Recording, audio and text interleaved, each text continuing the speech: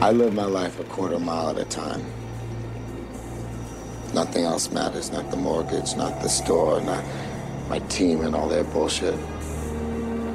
For those 10 seconds or less, I'm free.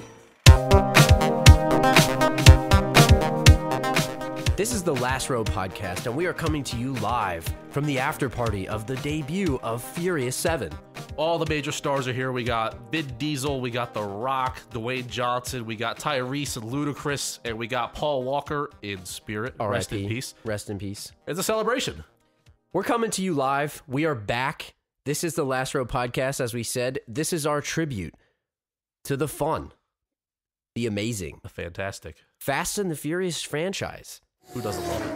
Over there is my friend Badway, as always.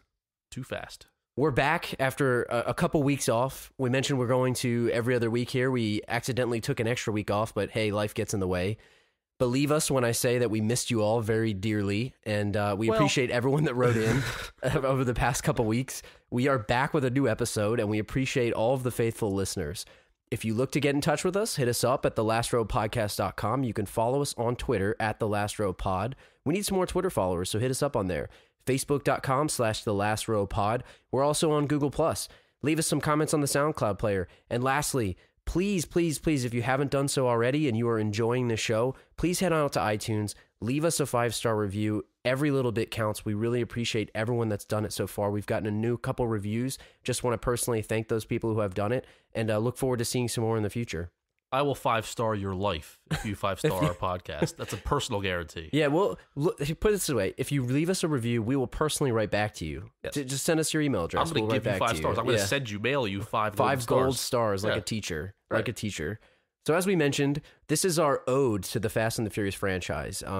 We literally watched Furious 7, this morning. Yes, this Saturday. I believe today is the 4th.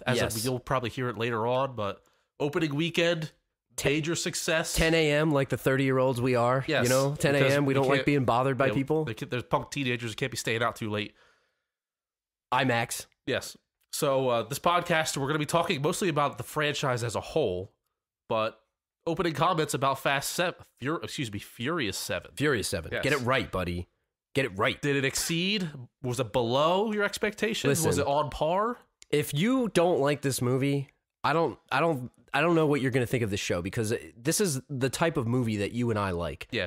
And I assume a lot of our listeners like. Now, Sure. I know that we've seen some hate on this movie on Twitter, on the Twitters. Yes. People aren't really fans of this franchise, but I feel like if you're a fun-loving person, if you like action movies, this movie was one of the best action movies I've ever seen. I'm going to put that out there. From stunts was insane. Yeah, from 5, 6, and 7, from then on, it's fast cars and explosions and killer dialogue. Bigger and better stunts, bigger and better one-liners.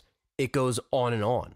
What did you think of it? Did you love it? Oh, I loved it. I thought the addition of Jason Statham was tremendous. Yes. He was very menacing, almost like he's just always on your back. Like he's like it's almost like Jason Voorhees, chasing you. Like he's always after you. He's going to get you. And I thought it was a tremendous addition to have that kind of nemesis against the crew.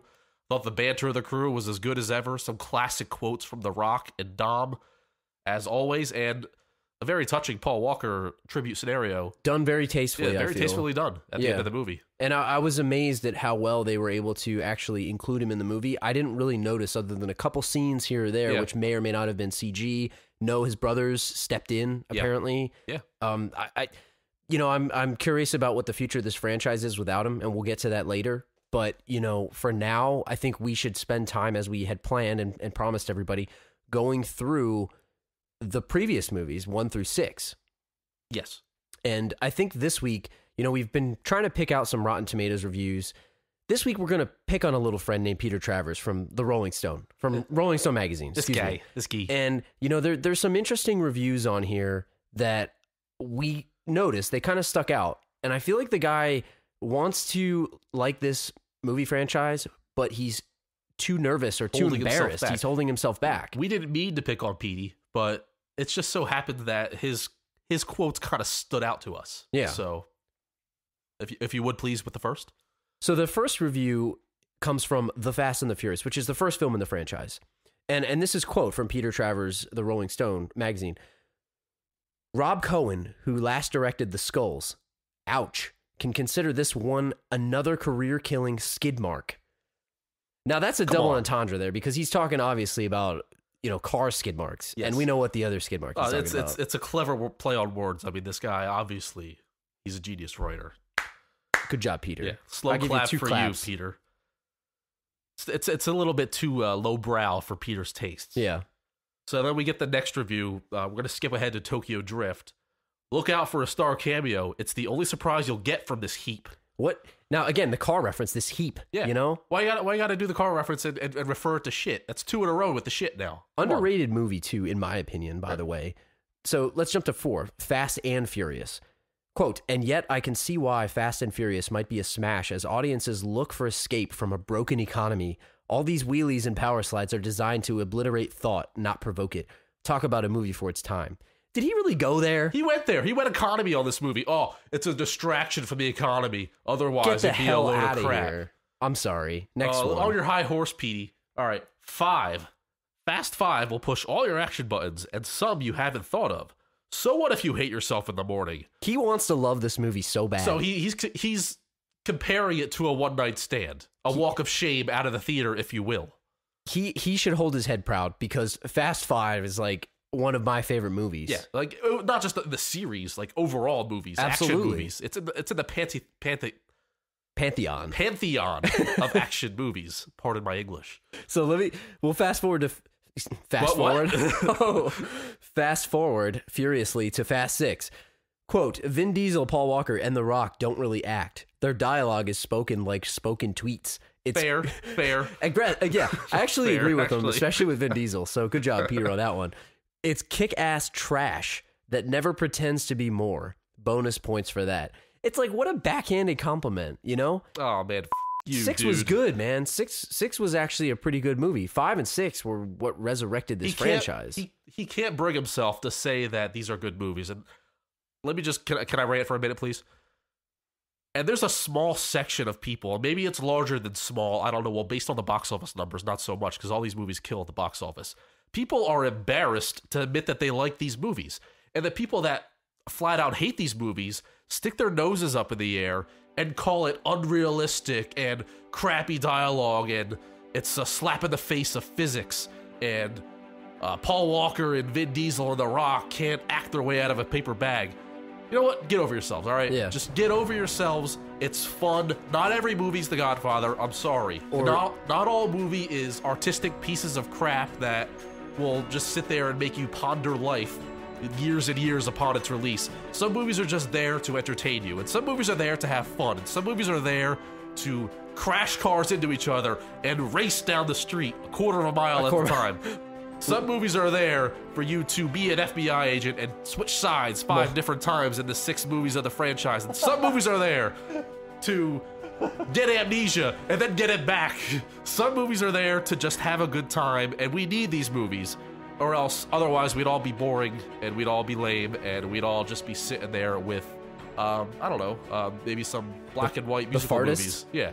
Maybe we'll just watch The Artist every day. Do you think that if they made this black and white and made it silent, would it have won an Oscar? But what about the intake, Drew? Yeah, the NOS. Yeah, what about the NOS? How do I know the NOS is has been you gotta hear when they're double clutching, not granny shifting. You gotta hear it.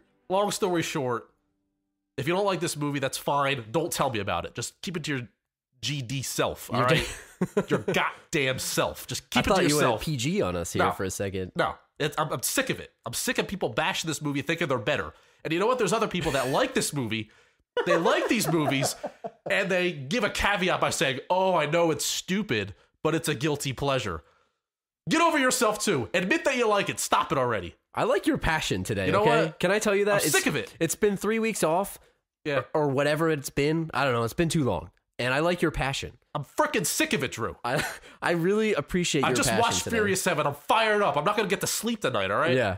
I actually haven't seen a movie in a while that kept me kind of that much on the edge of the seat. And it reminded me a lot of like the Mission Impossible movies where you have stunt after stunt. And Mission Impossible seemed like it was built around one stunt. This was built around like the whole movie was major stunts. It's a major stunt. It was awesome. I think, and this is going to be an unpopular opinion here.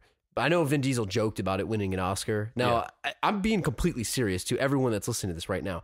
I feel like they should get some type of recognition for the technical abilities that they had to film some of those stunts. Is there a stunt coordinator award or something like that? There probably should be. And maybe it's not an Oscar. Maybe it's, I don't know, maybe they'll win an MTV Movie Award. That's probably what it is. Fast and the Furious 1 won. Okay. Best Picture. Yeah. Best film. You know, and that's, best movie. I'm glad that it got recognized. Yeah. And listen, I'm not saying that this is a better movie than The Godfather. Yeah. You know, movies are subjective, as we have in our description. But the point that I'm making is, I feel like these guys unfairly do not get recognition for the work that they do, and this was not an easy movie to film. I could tell you that just by watching it. I mean, I'm not in the film industry.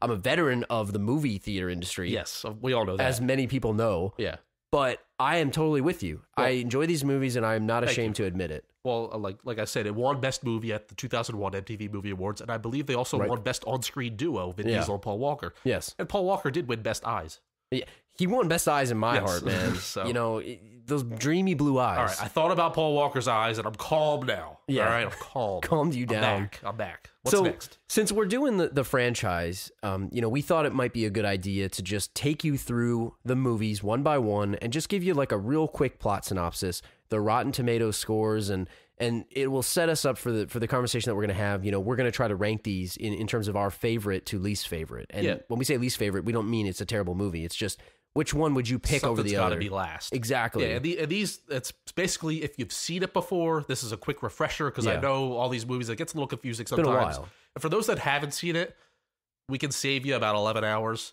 and just give it to you in a couple sentences. Yeah. So the first one I will start you with, and it's The Fast and the Furious. Rotten Tomatoes score of 53%. Do you think that's, you know, too high, too low, accurate? I think it's pretty much on point. I know I really love the first movie, but after watching it again a couple weeks ago, there's not a whole lot going on there. Right. I mean, there's fast chases and witty dialogue, but movie-wise, it's not the greatest. So go on. So the synopsis, and I should say that we tried to craft these, podcasts. So I should say that we tried to craft these in a way that, you know, just gave you a high-level synopsis. So this is Paul Walker is an undercover FBI agent who befriends the criminals to find the mastermind behind the DVD and consumer electronics thefts, also known as thieving, in Southern California. High roller steal those DVD players. The Magnavox ones. Walker falls in love with the criminal Vin Diesel's little sister and eventually chooses loyalty to the crew over the police investigation at hand. That's a perfect synopsis of that movie. You wrote that, so good job. Moving on. Well, toot. All right, Too Fast, Too Furious, 36%. I love it, and it's a fun movie, but I could see why it got a 36. Fair enough.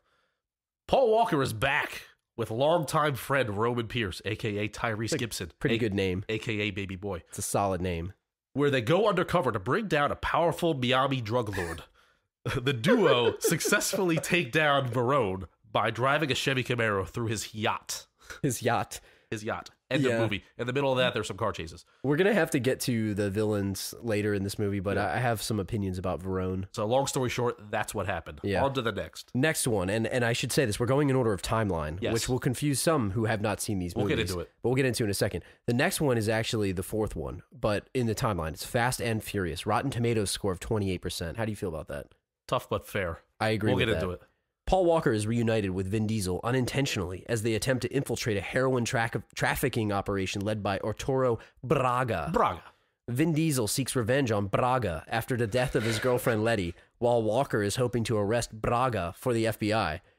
They both get their man, and despite Walker's efforts, Vin Diesel is captured and sentenced 25 to life. That's a tough break, kid. That's some tough shit. You know what? He stole those DVD players. He was still wanted. Did that add up to 25 years? Yeah, I mean, it's all on his record. Take us to the fifth one. Yeah. So, Fast 5, 78%, highest ranking. Should be higher. Should be higher. Should be higher. Give me 100%. So, Vin Diesel's old crew intercepts. By the way, we're calling him Vin Diesel and Paul Walker. We know it's Dom and it's Brian O'Connor. But we're going to call him Vin and Paul because screw it. We're friends with them, you know, and I feel like I know them, so. Vin Diesel's old crew intercepts the prison convoy and breaks him out. The crew heads to Rio, where they tangle with DSS agent The Rock, Dwayne Johnson, a.k.a. Hobbs, he's The Rock, all right, who is attempting to bring them in. They realize their only shot at freedom is to work with The Rock against the common enemy, Kingpin Reyes, also known as Ramon Salazar for 24, and end his criminal empire. But I think it's safe to say, but I think this one's our favorite. Yeah. So moving on to the sixth one. So they made 6 and 7 just came out. Yep. Fast and Furious 6.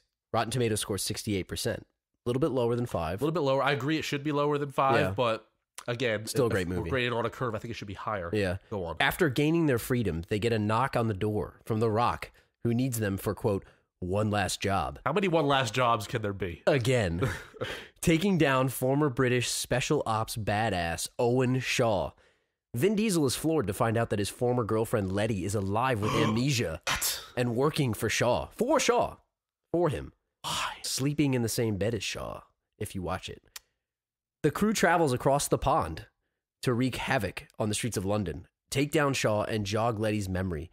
They succeed by driving a car through a plane on the longest runway in the world. We can't say it to do it justice. You just need to gotta watch it. scene. You gotta watch the last 50 minutes of this damn movie to figure out what the hell just happened. Yeah. But what I wanted to say was, before we get to the next one, is I feel like, when they made 1 and 2, they made 3 because, it seemed like all the stars didn't want to make it. They still wanted to, kind of milk the franchise name. Right. They did a pretty damn creative job of tying this into the rest. Yeah, I mean, they really did their homework, and they really tried. I feel like a lesser series would have just ignored mailed it in and Yeah. said, screw it, we're going to ignore it and pretend it didn't happen. It's not part of the canon. Yeah, right, exactly. So take us to that. But that's why this is such a special franchise.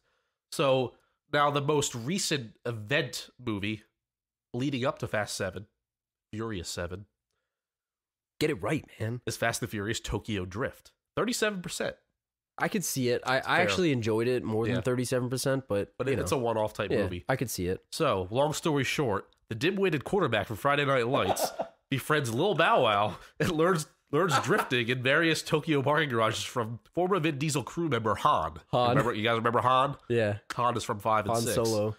He wins a few races. Nothing else really matters in the movie. And at the end of the movie, Han is killed by Owen Shaw's older brother, Deckard, Jason Statham, which sets up the entrance for Furious 7. But the key is, if you haven't seen this movie, I do encourage you to watch it, because it may feel like a direct-to-DVD movie, including the cover art of the actual packaging, but you don't actually see Deckard in the movie until Fast 6. Yeah, I think it's the credits of Fast 6. It's in the credits like of 6. They started to try to do the Marvel thing. Yeah. And you see, him making the call, and people are like, what the hell's going on? Yeah. They're messing with the timeline, so technically that one happens. I think it's what is it? It's 1, 2, 4, 5, 6 Tokyo. I'm sorry, 5, 6 Tokyo, and then 7. Right. So we'll write it out for those. But I want to just get into discussing these movies, and not to go through all of them one by one, but how would you rank them from best to worst? Yeah, we have to power rank them. That's what are we doing here? We got to power rank That's them. what we do here at the Last Row Podcast. You want me to do the honors? You go first, and I'll tell you whether I agree or not. So leaving 7 out. So leave 7 out. We'll debate 7 at a later date, which right. is phenomenal. Again. Excellent movie. Top of the list has to be 5. Yeah, I agree. Just because they flopped it from the street racing movie to the heist movie. And it was they did such a bang up job of they got the whole crew back together. They got them all back together. Every guy, maybe they weren't in movies together themselves in 1 through 3 or 1 through 4. Excuse me. They got the crew back together. Crazy, difficult stunts pulled off by the director. We talk about the directing in 7. And that was Lynn, right? Yeah. The entrance of The Rock. Huge fight scene between The Rock and Vin Diesel, which I wish would have lasted an hour, Yeah. 5's right up top. Next, I'm going to go... I'm really curious what you're going to pick here. I'm going to go 1. You're going 1? Second, yeah. All right. 6 is probably... 6 is definitely a better movie than 1, but I'm going nostalgia factor, and I'm just going fun-loving. It started it all. I'm going to go 1. Yeah. Then I'm going 6. Then I'm going 2. Okay. Too Fast, Too Furious. It's just Paul Walker and Tyrese. Okay. With a little Eva Mendes sprinkled in for fun. Yeah. I thought it was very fun. Ludacris's first entrance into the fray with his big afro. He wrote a song about it, Too Fast, Too Furious. A lot of fun was had. Then I'm going Tokyo, and then I'm going 4, which was Fast and Furious. So read it back again. Read it back real quick. I'm going to go by the numbers. Okay, go by the number. I'm going 5, 1, 6, 2, I forgot already. 3, 1. Okay. Yeah. Here's my ranking, okay? Not 1, I'm sorry. 6, 3, 2. 6, 3, 2, 4. 2, 4, I'm sorry, Okay. not 1. I'm 4. going to jump in and I'm going to agree with you on 5. I'm picking 5 because I thought it totally like rebooted the franchise. As much as I dislike 4, you know, I would put that at the end. So I'm going to say 6. Yeah. I'm sorry, 5, 6. 5, 6. Then I'm going 1. So 5, 6, 1 because of the original nostalgia factor. Sure. 5, 6, 1. And then I'm going to say 2. Then I'm saying Tokyo Drift. And then I'm saying 4. Now, 4, I don't want to bash it completely. But you and I were talking before we started recording this. And I don't know if anyone else agrees with us or feels the same way, but I just felt like 4 had no climax. It had no stunts other than driving through a tunnel. Yeah, and not you're that right. it was a bad movie, because it really did reboot everything, and it got them set up. It did. To do, 5, 6, 7. It was the checkpoint Got them back together. for a racing pod. Yeah. It was a checkpoint kind of to separate the line from street racing Exactly. to heist and flat out action movie. Yeah, and maybe it was a little too dark for me. You've got the death of Letty hanging over everybody's head. Yeah. You've got, Brian and Vin Diesel, Paul Walker and Vin Diesel, trying to fight against each other. They're rivals, essentially. It's a little convoluted, the storyline. It makes sense afterwards as long as you're like focused in on the story. Wasn't really invested in anybody. Together. It comes together, but that's definitely my last. And I just want to make a comment about Tokyo Drift one last time. Yeah. I feel like because that movie doesn't really have star power, I think it gets, a bad rap. But I think if you watch that movie and enjoy just action movies, Right. again, it's not going to win an Oscar. It's not even going to win an MTV Movie Award for you. And it didn't, as history would show. I still enjoy that movie, and when it's on, I'm going to watch it. I'm going to blame Lucas Black for it not winning an MTV Movie Award. And he's not even that bad in it. He plays the dim-witted quarterback. Like, he's kind of the same kind of guy, but he does it well. I don't know if you've seen Tokyo Drift in a long time. Trivia quiz. Who did he race in the beginning of the movie in high school to get him kicked out of high school? Wasn't it Vin Diesel? No. In the very beginning. Oh, man, I don't even remember. How did he get kicked out of school and shipped off to Tokyo? Who did he race against? Which irrelevant former child star? Oh, my God. It wasn't JTT. It was his older brother from Home Improvement. The older brother from Home Improvement. I don't even know his name. It doesn't matter. Bradley Taylor or something. Bradley Taylor. There you go. He had like the samurai haircut for a while. Yes, he did. And he's just like a weird, big, goofy white guy with the samurai haircut. Yes. So, Correct. yeah. So, I don't know how everybody else feels about these movies, but I'm really curious what other people's rankings are. I'd encourage you to write them in. Tweet at us, write us an email, thelastrowpodcast@gmail.com. Hit us up on the website. Let us know what you guys think. I wanted to piggyback on your Tokyo Drift thing real quick. It is a lot of fun, and it doesn't get a lot of credit just because it's not mostly part of the canon, except for the whole Han death thing, which they didn't really think too far ahead that they were going to make 7 of these damn things. Yeah. But it is worth a watch, and the directing I thought was really great. I thought the directing of the race scenes was really great, and the soundtrack was great. I remember watching it in our college apartment. Yeah. Our roommate had these bombing ass subwoofers, and it like shook the complex. That's how badass that bass was bumping. I just want to take a second and thank Julio for always having awesome sound equipment, because he was the man with that kind of stuff. We always had it on lock. That movie sticks out in my mind. That's the movie I think of when I think of watching movies in that apartment because of that bass of that movie. Yeah. So he did a great job with locking down the stereo system, and it sounded awesome. 5.1. He spared no expense. The best way to watch that. Spared no expense. And rightfully so. It was awesome. Well, thanks, Julio. So another thing I want to touch on with all these movies that I personally find, and I know you really enjoy this type of thing too, is the actual titling of these damn movies. The wordplay. The blatant use of colons and letters and switching it and getting rid of articles, adding articles, subtracting articles. You gotta love it. Let me just run it down real quick. Yeah. The Fast and the Furious, for one. Number two, Fast. Number 2, Furious. The Fast and the Furious, the Tokyo Drift. Everybody knows I love the colons. We're all about colons on this show. And then they just dropped it and went, we're going to go Fast and Furious for 4. We're going to drop the out. We're just going Fast and Furious. Fast 5. 5 spelled out Five, because we're getting more sophisticated. I really feel like they should have put like the number 5 for the F or something. Yeah, absolutely. Fast and Furious 6. So we're going back to the is gone. They got rid of the. No more thes. So it's the sequel to 5. And now Furious 7. Which was a pretty damn good hashtag on Twitter if you're, running an ad campaign there. So what do you think about these titles, right? I'm going to say one thing. Now, Any changes? they're all pretty damn good. Yeah. But I feel like Too Fast, Too Furious is a little amateur. They had an opportunity. What year was that? Was it 2003? Probably 3. So it was, the first one was 2001. Yeah. So what I'm going to say about this is that I feel like they really missed an opportunity. They really could have made it faster and furiouser because I feel like that's a much better. I know furiouser isn't the word, by Faster the way. and more furious is a tongue tire, but furiouser sounds great. Faster and furiouser because it's a movie. Like they clearly show that they don't give a shit about following rules here. So faster and furiouser could be good. Right.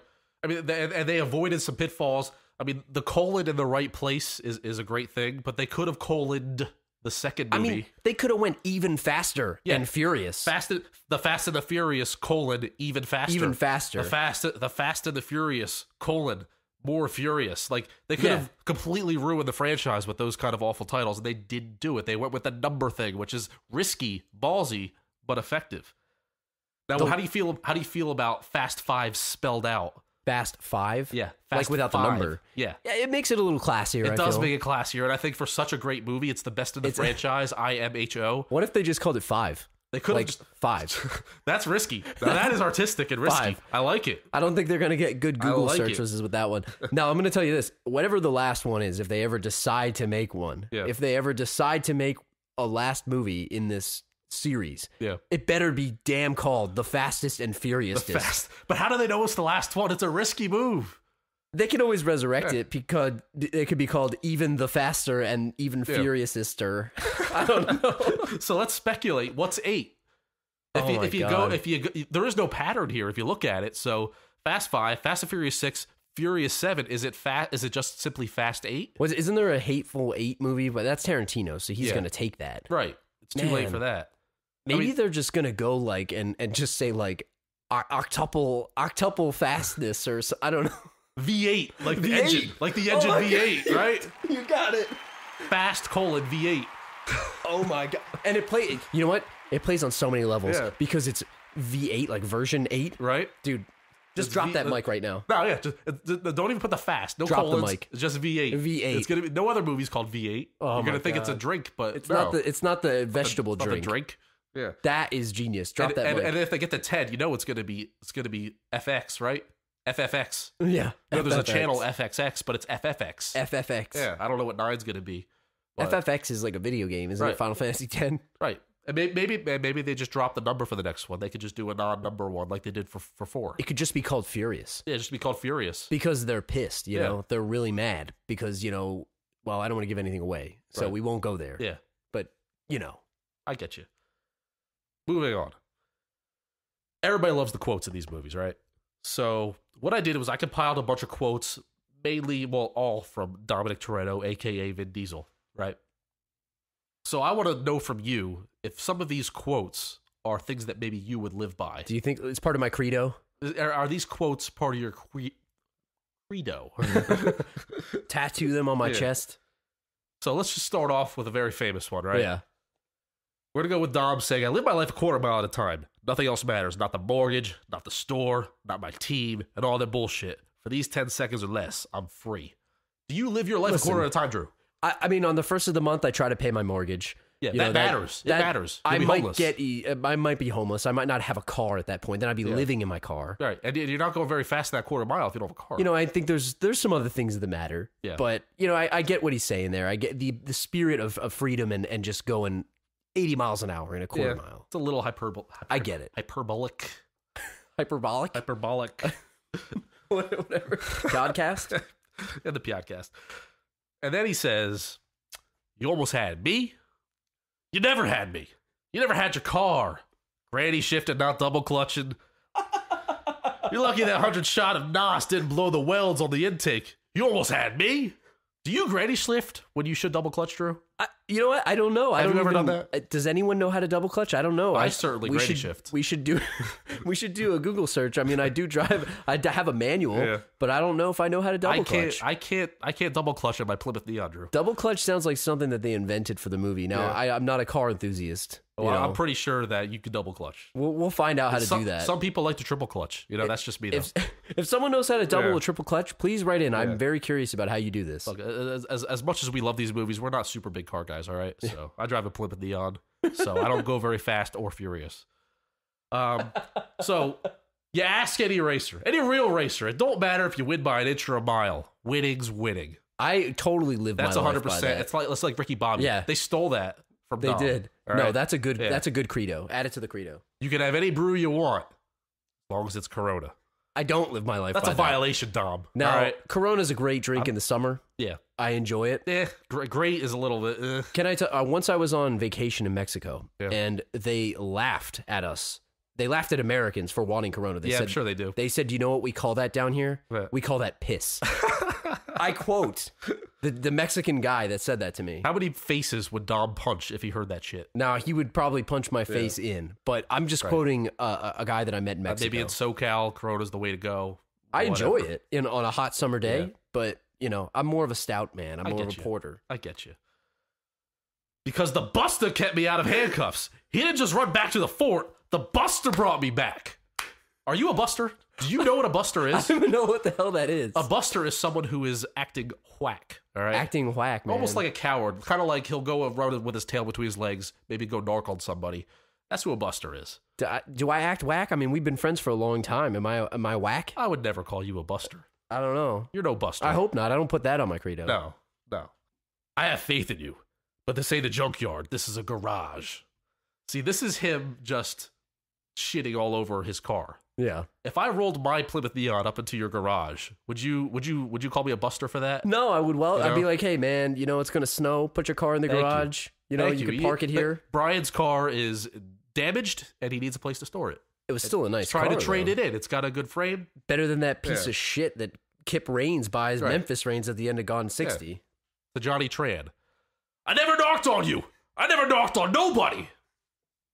Do you narc on people? I would not narc on anybody unless they deserved it. I don't plan on narking on No. anybody. Especially not the way that Tran had been narked on by Paul Walker. He had been marked. Yeah, Narked. he had been narked. Blatant use of authority from FBI agent Brian O'Connor. By the narker. Yeah. And he was Exactly. the The Buster.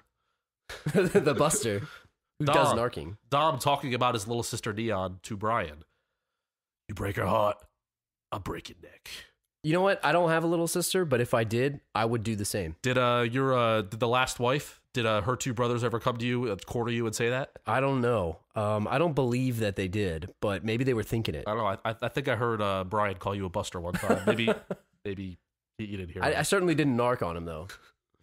You don't ever turn your back on family, even when they do. I agree with that.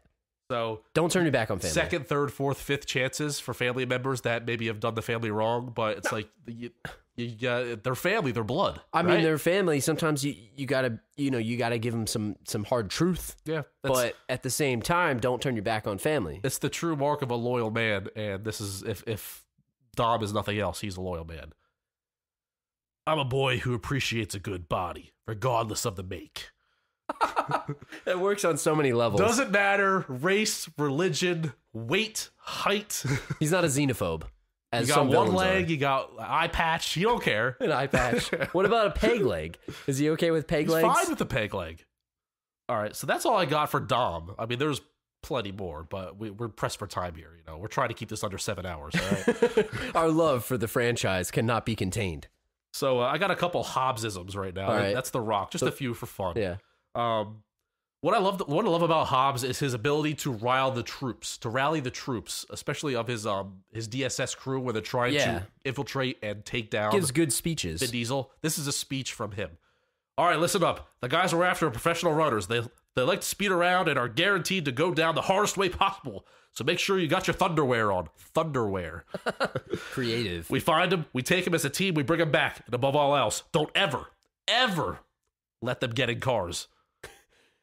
Who says that? Don't let them get in cars. No, you know what? They're going to get in cars. That's the only way that they could tie it back to the rest of the franchise. Don't let them get in a car. Yeah. They might get a flat tire. Yeah. Like shoot their tires out. Yeah, how can you stop someone from getting into a car? These are special ops guys, and I'm sure they could take them. Could take them. Also, he goes, you keep running that pie hole, and you'll be smelling an ass kicking. It's just, what I wanted to ask about The Rock is, does he write his own tough guy lines for these movies? It can't be a writer, right? No, he was good at it in wrestling, Yeah, right? he was good on the knew mic what in he was wrestling. A lot of doing. that was ad lib too. I thought you were going to tell me What did he say? Say it again. You keep running that pie hole and you'll be smelling an ass kicking. He really missed out. I thought he was going to say, you keep running that pie hole and you're going to be smelling an asshole. Is he the asshole? No, like he's going to just like, show, like, you know, he's going to sit on his face. That's why The Rock writes his own lines, because guys like you are in the writing room. Busters like you can't be giving Rock that weak shit. I think I deserve to get narked on for that one. And lastly, the toughest line in Fast 5. I need two things: a translator, and the other thing, stay the out of my way. How tough is that? He's pretty badass. And I feel like that's, you know, and I don't want to call him out for doing steroids because I don't believe that he does steroids. No. But he certainly looks like a prime candidate for someone who may be doing steroids. And he's so wet, too. He's constantly wet. Do you He's think he damp. has a spritzer? He's Does he got have a spritzer? Oh, yeah. Is there somebody that, like, in the credits it says, you know, Dwayne Johnson's spritzer? He's always moist, all right? He's moist. He's always ripped. One of our friends and listener of the podcast, Andrew, was watching the movie with us this afternoon. And he brought up a great idea: is what if they just did a spinoff for 8? You know, leave the whole crew behind and just have a Hobbs movie. I would be all about that. I'm fine with that. They could take the franchise in a colon directory. Yeah. You know? Furious, Hobbs. Yes! You got it. Furious. Just drop the fast, because I mean, he's big. He's a big dude. But Furious, Hobbs. There you go. Hobbs 3. I don't know what the 3 came from. Whatever. And that's quotes. And that's quotes. So some of the other topics that we have that we put together is, and it's a theme throughout the movies as you see in this, but you asked me this before, and I think this is a great question. I want to see what you think about it. What happens when an undercover cop gets too deep into something? I mean, we're not talking 21 Jump Street. Yeah. We're talking like this guy changed his entire life. Like it's over. Brian did get pretty deep, didn't he? I mean, he worked all his life for that career. Too deep. Was Mia worth it? See, we got Mia and we got Dominic Toretto, who's kind of like a cult leader. He is. If you think about it. I think that's a really good He's comparison. got these lines, these credos that he spouts.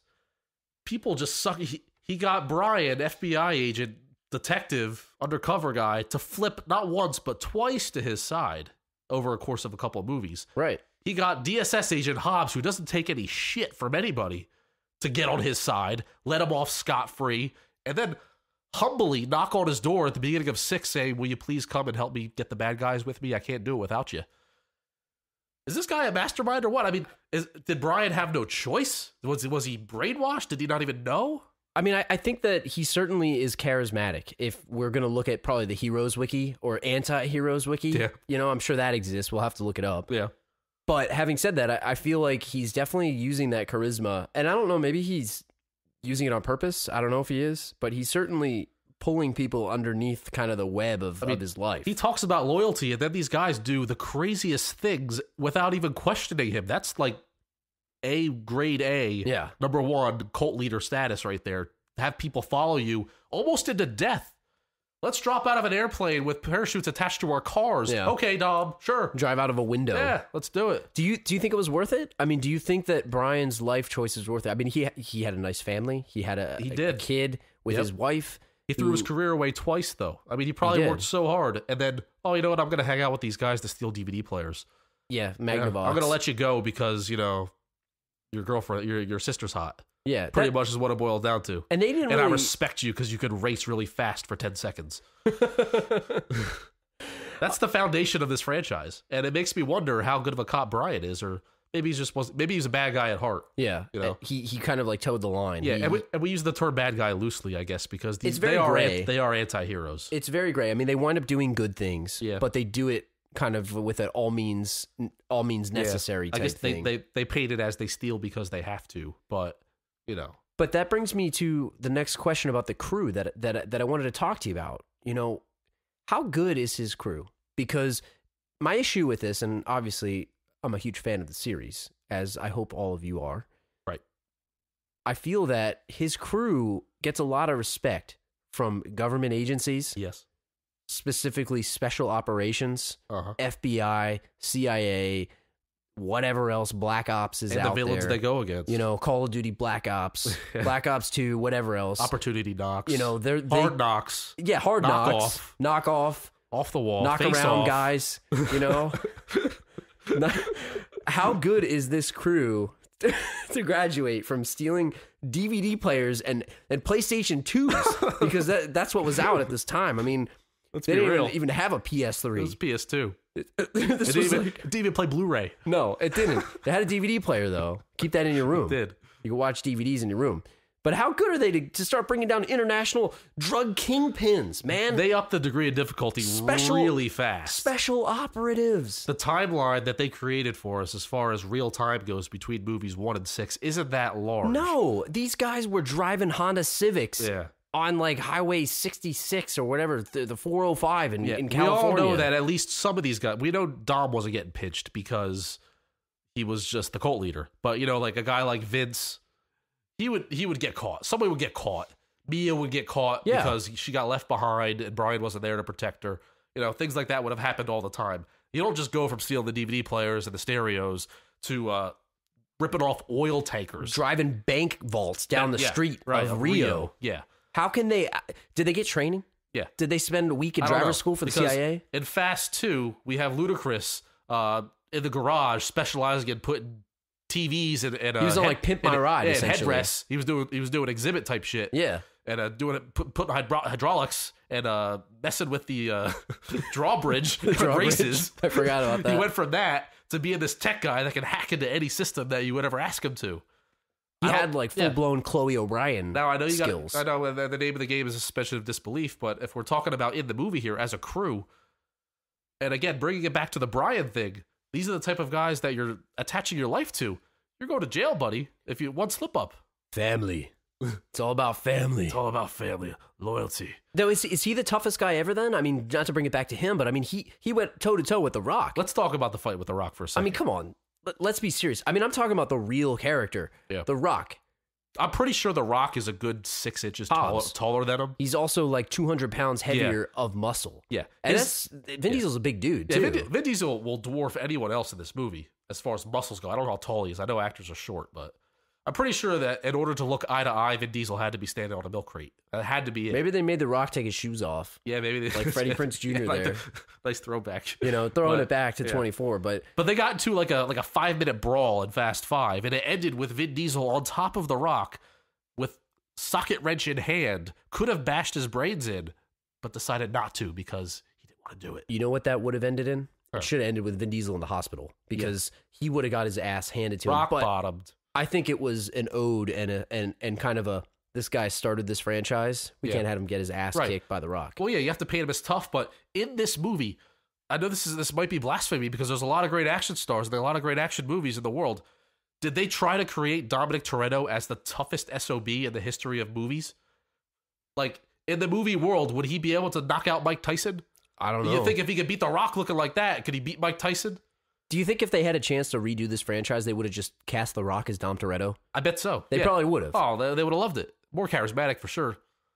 And I feel like he's, we were talking about it earlier, he's just a guy on the street. Yeah. The Rock is like, The Rock. Military training. Yeah, Special Agent Hobbs is trained in military for hand-to-hand combat. Special agent for a reason. Now, Dominic Toretto could probably walk down the street, he'd go into race wars and kick anyone's ass he damn well pleases. Yeah. Hell, even Johnny Tran got a couple of shots in on Dom.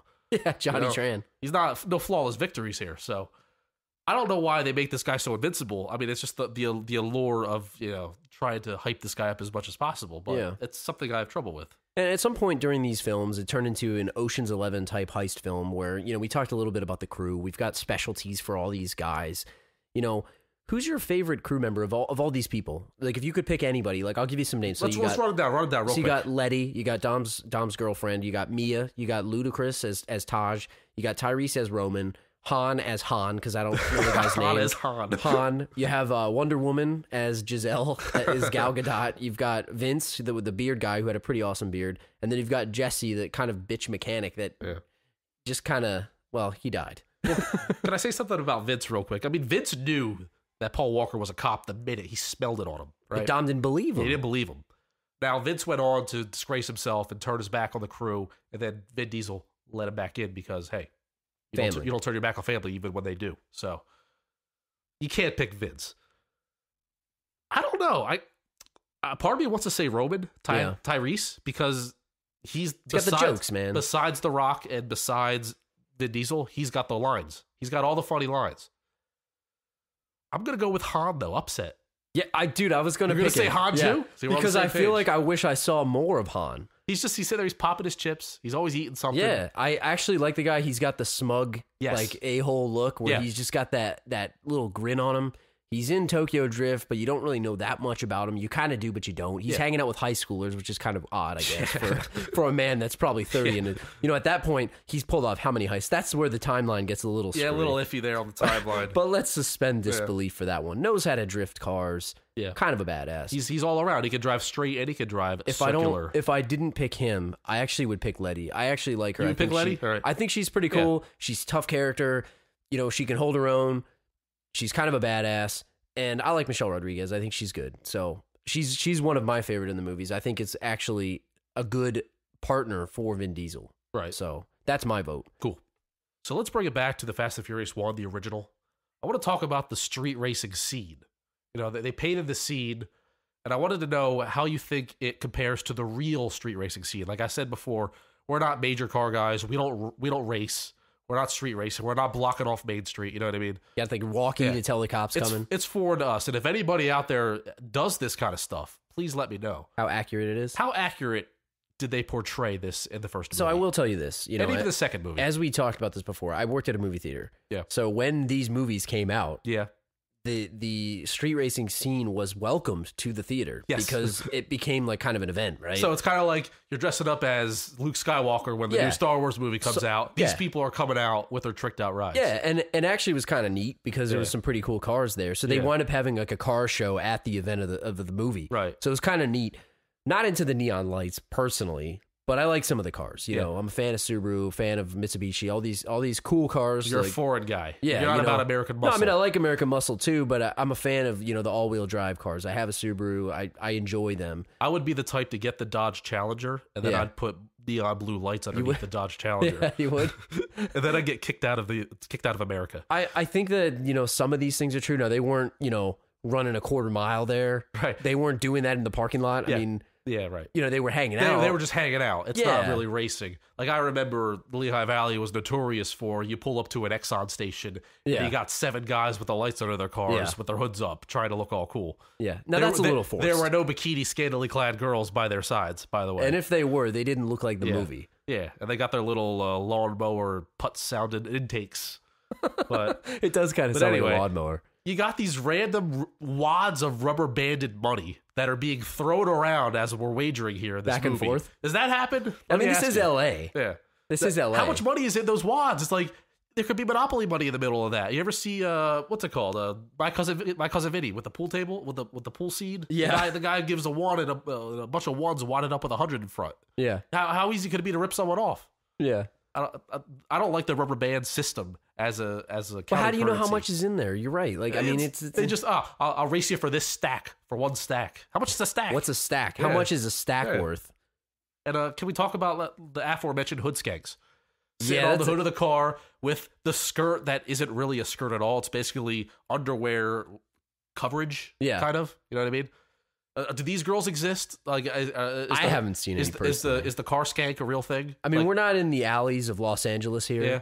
We're in Pennsylvania, so I don't know if that exists, but I certainly have not seen it. I imagine it. I liken it to people that just get together and watch football. On Sundays. Like we dress our jerseys. Yeah, we love football, so all the guys are going to get together and watch football. The girls are nowhere to be found. It's total sausage fest. I feel like these races are sausage fest. I could be dead wrong. Please correct me if I'm wrong. That's my vision of it. I mean, there was some female racers. Right. There could be, yeah. I'm talking about the bikinis, talking about the girls just hanging on the hoods. See, if I was somebody, and I'm not one of these racing people, but if I was hanging out there, You want something more for yourself. You want to be racing. You don't want to be hanging out on the hood of the car. I feel like these people take it more seriously, and they're so into it. Yeah, they wouldn't just be hanging out. That the girls, all the girls that don't know anything about the cars, and I'm saying some girls can be racers, but the girls that are there in the bikinis in the movie, I feel like that's just not existent. Yeah. I could be dead wrong. No, Please tell me if I'm wrong. I'd like to know. Maybe at Race Wars it exists. I don't know. Because that's an event. That's... But yeah, Race Wars is a whole other story altogether. But, I don't know if we have time for that one. You know, Dom started Race Wars. But in the street, I think you're right. I mean, I don't know. I haven't seen it. I'd be curious what other people think about it. Yeah. I don't know. Another quick thing I wanted to ask about is what about the elaborate courses? Like, for example, in Too Fast, Too Furious, they were whipping around the city, multiple turns. It almost looked like an Indie race. They had multiple when side they were racing roads. for the pink slips of that car. Yeah, I think the muscle cars. Yeah, with and they had the freaking Ludacris was lifting up the lifting up the drawbridge. Like I know that doesn't happen, but is that a real thing, or do they just go straight for a quarter mile? Do they block the roads off? They block it off Main Street. Seems more straightforward. Straightforward. I mean, it doesn't. I don't know how. It's just drag races, right? The logistics of trying to do that are making me a little stressed out.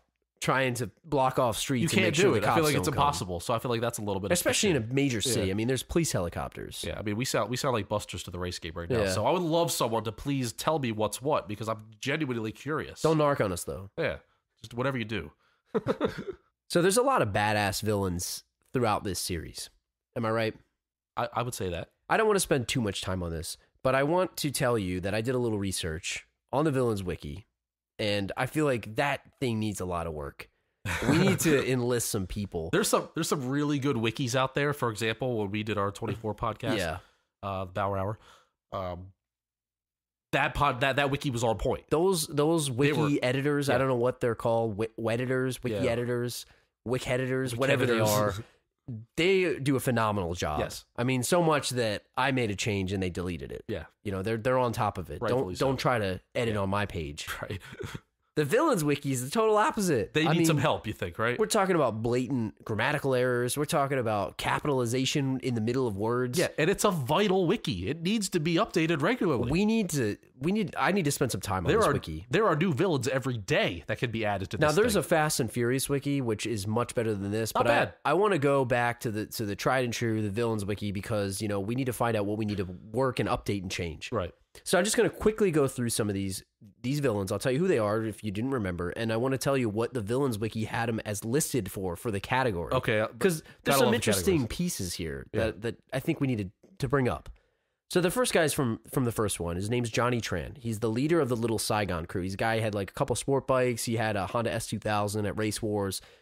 His villain categories, I mean, he's got some, I guess, that are accurate. He's got gunman, deceased villains because he died.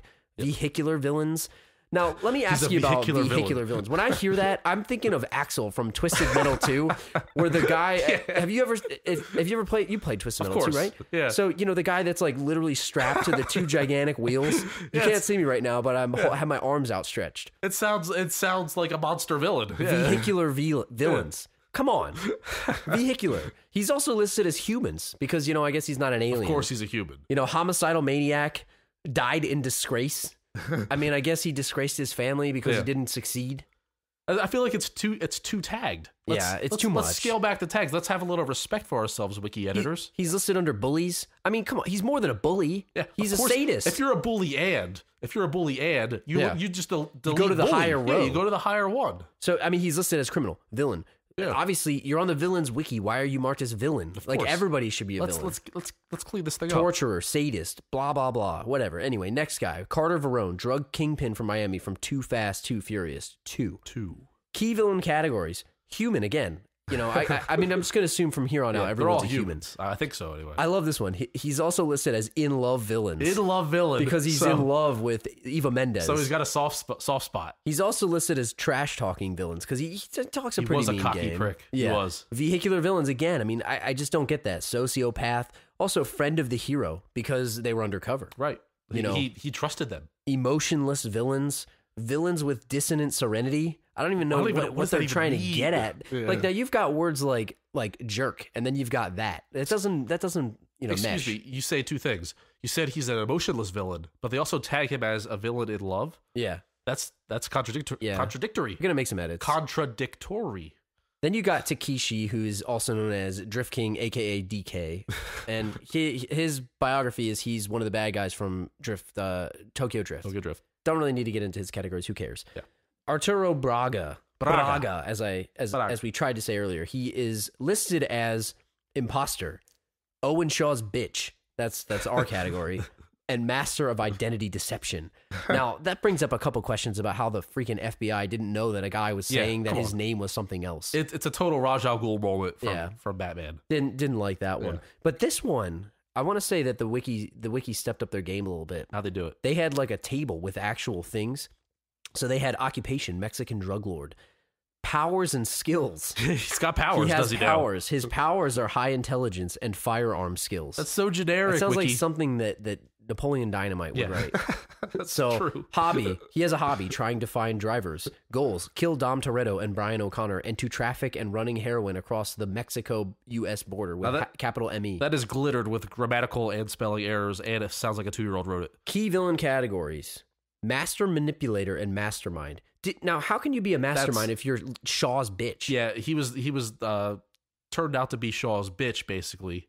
So I have nothing to say. He's accurately an imposter and also a deal maker because he's making deals. Look, I feel like they could slim down a few of these and it would be better. These villains deserve more justice than this. It really bothers me, and I'm afraid to check other villains in more villainous movies. Yeah. Well, I did that, and let me tell you about that. So that brings me next to Hernan Reyes. Yeah. I don't want to go through the whole thing, whatever. He's a drug lord posing as a legitimate businessman, so on and so forth. Here's all his things, corrupt, blah, blah, blah. He's also listed as Magnificent Bastard. A what? I don't know what that is. Or I mean, I know what it is, but like, what does that mean? And then he's also listed as something that I did a little more research on. Yeah. Complete monster. A complete monster. Now, do you think he's in the likes of, which I clicked on to see who else was listed as a complete monster? We're talking about people like Voldemort, Shao Kahn, and Freddy Krueger. Anytime you can get lumped in with Shao Kahn. I mean, Shao Kahn's a final boss. Yeah. This guy was far from a final boss. I mean, you need to use basically cheap glitch bitch to beat Shao Kahn. Shao Kahn is 8 feet tall. This guy had a bunch of people protecting him.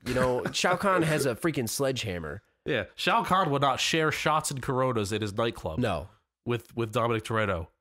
So anyway, then there's Owen Shaw from 6, who's, pretty much probably the most badass of all the villains in this show, in the movies. Yeah. He has a couple interesting categories. The first one is heroes turn to the dark side, which I guess he was a hero. Well, if he was an ex-special ops agent, then I guess you could be a hero. I don't know, maybe he saved a kid one time in his life. I don't know. The two that I really like, though, are that he's also listed under love rivals and lover stealers. Lover stealers. He did steal a lover. He stole Letty. He wiped her. We didn't wipe her memory. She became an amnesiac. Amnesiac. I can't pronounce my possibly made up words. Sorry. We're not checking the dictionary for this one. Don't play Scrabble with me, people. He is a lover stealer. Lover stealer. I mean, that's some cold stuff. He's also listed as a xenophobe. Yeah. He also died in disgrace. I noticed that we talk about cowards. I know we talked about cowards before we had our brief rundown. He is a coward. You know how he's a coward? Because he stole Dominic's girl who had a memory wipe. So that is cowardice. So it's kind of like he didn't get that girl on his own. He manipulated her, therefore being a coward, stealing a guy's woman. They both had no chance. It's kind of like using some drugs. Yeah, it's cowardice. It's kind of cowardly. It's date rapey, a bit. Yeah, it is. And that is pretty bad. It's like using the Men in Black thing to like wipe the memory clean. The flash thingy. The flash thingy, yeah. And they didn't put the sunglasses on. Yeah, that is. It is. So enough about them. I mean, I originally wanted to ask you to rank them, but we don't need to do that because I think Shaw wins by an overwhelming margin. I'm picking Braga only because I like saying his name. Yeah. I think Shaw could kick everyone's ass in this room. Arturo Braga. I think Shaw could kick everyone's ass in this room, if you know what I'm saying. So, but what I want to say is, has this kind of become like the new Bond series for villains? Because you had that guy, Owen Shaw, the actor who played him. I think it's Luke Evans. Luke Evans, I think. He's in, he's a pretty big actor. Yeah. He did a really damn good job. And, you've got his older, more fearsome brother. Yes.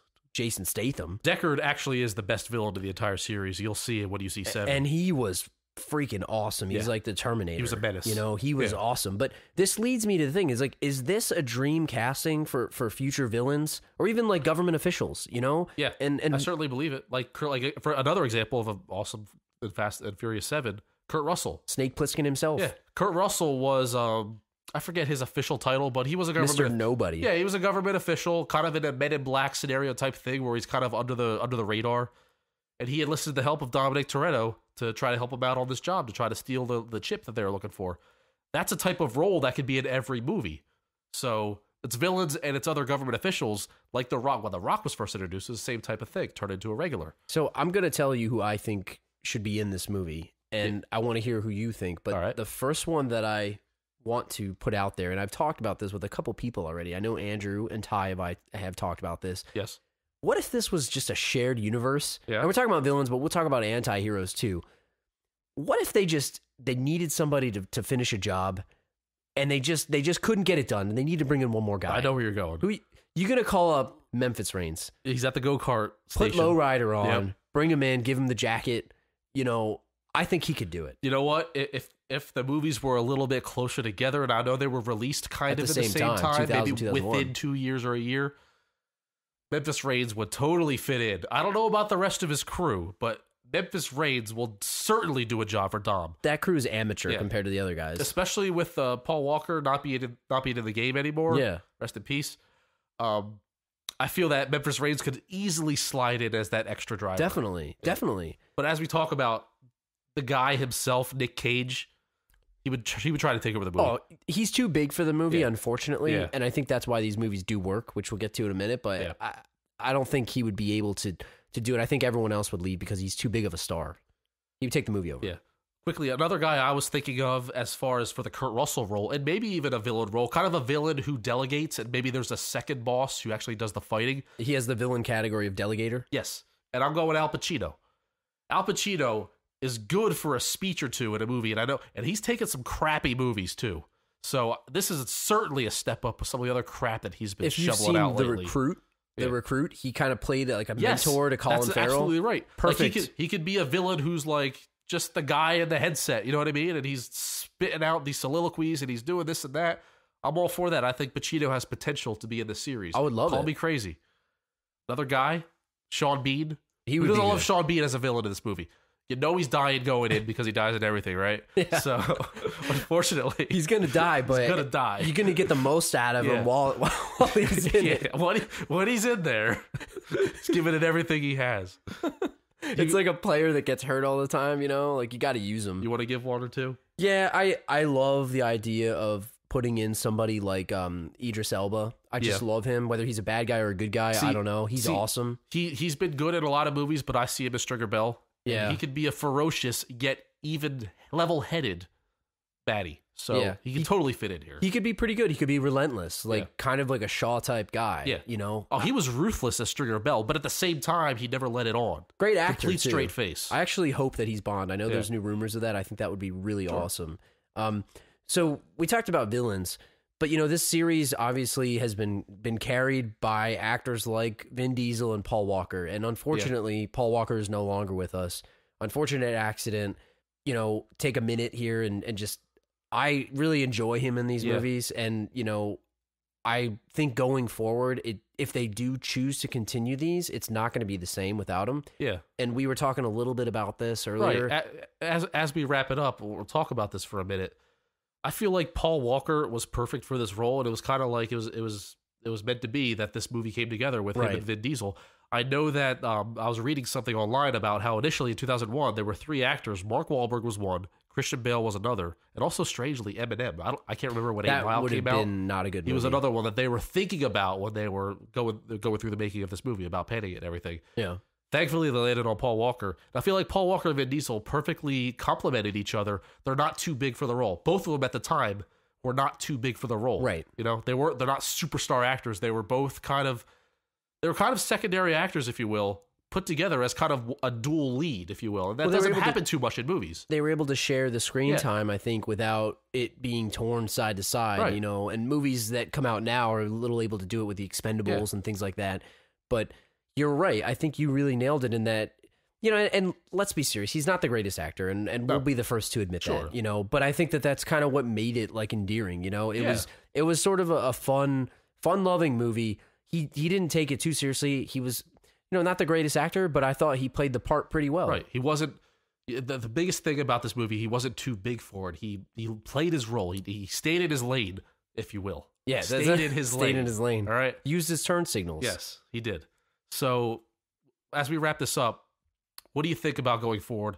I'm not saying there's going to be a new Brian O'Connor. That's preposterous, obviously. Right.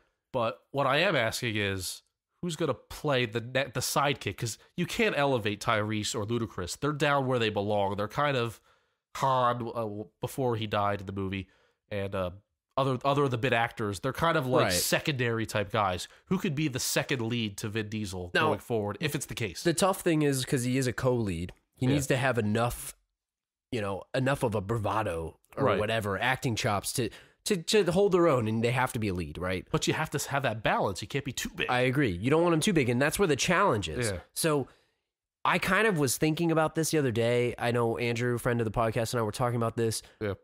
I kind of was toying around with the idea of, and I know this is probably not going to fly. Can't wait. James Vanderbeek. No, I'm not even joking. Like, I'm being serious. Like, he's not the greatest actor. He's kind of at the same time as Paul Walker was coming up. I'm not saying it would be great. I get it, but he doesn't have enough star power. He's too much of a wuss, man. Yeah, too much of a wuss. I think about that meme of him crying as Dawson. Yeah. No, you gotta see that Mighty Morphin Power Ranger short that they destroyed from the internet because he was pretty badass. I won't be able to take him seriously for 90 minutes. Man. The Can't Beak. do it. I don't know. I've thought about some other people. We talked about Charlie Hunnam. And my issue with Charlie Hunnam is I love him as an actor. I think he's awesome. He was great in Pacific Rim. He's awesome in Sons of Anarchy. Obviously, he knows how to ride. Huge fan. He can ride. He pulls off heists. He can. Yeah. I'm afraid that he's almost too big. Is he? I don't know. I don't know is he that much of a household name, though, really? Not really. Sons of Anarchy had a huge following, but other than that pocket of fans... Maybe this could be his break. Maybe this could be the next thing. This movie isn't what it was in 2001 breaking out, so maybe you need a bigger name to take it forward. And maybe Charlie's that guy. He has the look. He's got the feel. I don't know. Maybe I'm wrong when I think that I think he's more of a star than he is. Yeah. I don't know, because I'm a huge fan of Sons of Anarchy. Yeah. But I think he could do it. I just don't know if he'd be too big. He could even use his Irish accent. Or is it Welsh? Is it Irish? He's Welsh. I can't remember. He's from the UK, but I can't remember what part. He could use his accent. Yeah. He doesn't even have to hide it anymore. Who do you like? Who would you think? Well, an obvious name is Ryan Gosling, I feel, is one. That's probably my top choice. You got the triple threat Ryans I got here. You got Gosling, you got Reynolds, and you got Felipe as the Dark Horse. Oh, man. Felipe, if you started this movie back in 2001 with him in it, he's kind of the same actor as Paul Walker. Maybe Felipe is past his prime, to whereas if you stick him in Fast 8, it's not the same. Like, he's not good enough, right? It's kind of like jumping on a highway at 80 miles an hour. Yeah, he's not good enough, right? You put the treadmill to 15 and jump and try to run. It's not going to work. Reynolds might be too charismatic. He might try to steal the role. He would be too big, I feel. Gosling is a very understated actor. He's been in better, maybe more classical type things. Yeah. But I feel like he would lend himself well to a silent type that can just stand by Vin Diesel, chime in when he has to. I think he's got the role for it. But he did it in Drive. Yeah. He can play that silent guy. He might think he's too good for this movie, which I'm afraid of. He might. But if you start I don't think he is, but he might think he is. I don't think anybody's too good for this movie. If you start getting actors like The Rock, like, Owen, or I'm sorry, not Shaw, the Shaw brothers, the Shaws. Statham, Kurt Russell. Kurt Russell. You're building, something. And Andrew was talking to us today a little bit about how Vin Diesel thinks about these movies in trilogy. So they added Kurt Russell into the seventh one, thinking that he was going to have a bigger role in the eighth. Right. Now, I certainly hope they make it eighth. I know you do too. It's almost a guarantee. These movies pull in hundreds of millions of dollars. So who's your vote? Is it for... I don't know. I got a couple more. What about Aaron Paul? I think he could do it. Yeah. Because he was in Need for Speed, right? Yeah, and he's not doing so hot after his Breaking Bad fame. Yeah. So I don't know how well Need for Speed did, but he's got the car race thing. Maybe he doesn't want to be typecasted at the car race thing now. I don't know, but I feel like he's got the style for it. He could do it. Norman Reedus, Daryl from The Walking Dead. I'm afraid he is kind of dirty looking. Yeah. And he can pull it off. He might fit better in Gone in 60 Seconds because he's got the greasy hair. Yes, he would. It's a different kind of crew. Yeah, it's a different crew. He's rolling with some different people. And the younger guys, Shia LaBeouf. which is probably too quirky. Too weird. Yeah, too weird. And Joseph Gordon-Levitt probably thinks he's better. He definitely would think he's better. He thinks he's better. He's not better, but he thinks he's better. I think he could do it, but I feel like he's almost too slender. I vote for Charlie Hunnam with a second being Aaron Paul. I agree. And I think if I had my choice, my top choice, I would probably pick Gosling. But that's just because I think he's probably the best actor. He's probably the best, but I feel like it's a reach. I feel like that'd be a tough get. You got to be realistic. How do you think life would have been had Bale, Eminem, or Wahlberg taken these movies? I think it would have affected Bale's career negatively. Yeah. I mean, nothing against Fast and the Furious, but he went on to other things. Obviously, Bale went on to an Oscar-winning career, and maybe he would have gotten there anyway. He probably would have, but it certainly would have put him on a different path. Not saying worse, but just a different path. He may have taken a detour. Yeah. And maybe there's a reason why he didn't end up doing it. He's certainly a great actor. He's a better actor than Paul Walker. Maybe they even asked him and he declined it. Who knows? And Eminem's a great artist. Eminem would have been he would have killed the franchise. Yeah, but he would have been the popular pick at the time. It was a very But that's why you don't do things based on fads, you know, especially with movies. I'm calling Eminem's acting career a fad, not his rapping career. No. So, anything else? I mean, you want to say anything else about Furious 7? I think we went a long way here. I think we went fast and or furious, possibly both. I know we tried to cram a lot into this episode. It's been a couple weeks for us. Apologize if I got a little heated earlier. Hopefully, it brings out my emotions. I'm a proud papa, all right? Hopefully, we didn't blow your speakers out, you know, but... You know, we appreciate everybody listening, as always. We're looking forward to doing this again. We mentioned on the last show that we're going to try to do this bi-weekly. I know that, you know, we didn't really announce this on a show or any way, but we did take last week off as well due to unforeseen circumstances. I'll say that mysteriously. But we're going to bi-weekly, so we will have off next week, but we'll be back in 2 weeks with a new show. And if there's something in between then, consider it a bonus. Right. So anyway, if you enjoyed the show, you can get to us at thelastrowpodcast.com. Send us an email. We want to hear what you think about all these movies. Which is your favorite? The last row podcast at gmail.com. Excuse me. Follow us on Twitter at the last row pod, facebook.com. Find us on Google+. And as always, you can leave us a voicemail, 415-779-LAST, 415-779-5278. And if you haven't done so already, appreciate it if you head on out to iTunes, give us a 5-star review. Every little bit counts. And with that, we will see you guys in 2 weeks. See ya. See ya. Too fast. Too furious. Too fast. Too fast for y'all. Too fast for y'all.